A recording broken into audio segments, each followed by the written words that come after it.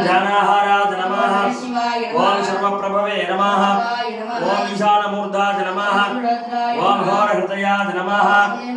ओम सत्योजातमूर्तये नमः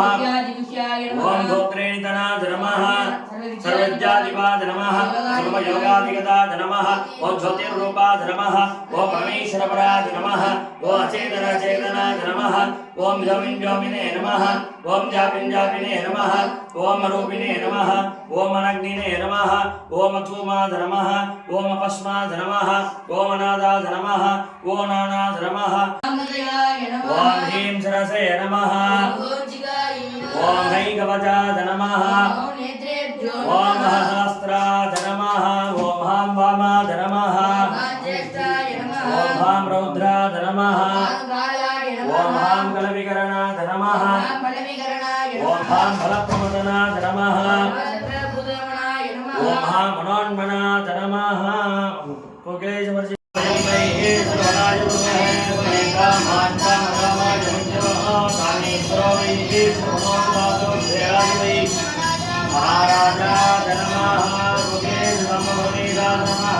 सर्वमंगल प्राप्त्यर्थं कर्पूरनीराजन दीपं दर्शयामि।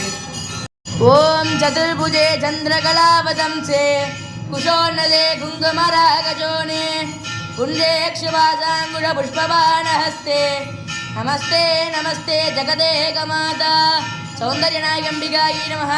कर्पूरनीराञ्जनं दर्शयामि अदक्षान् धारयामि।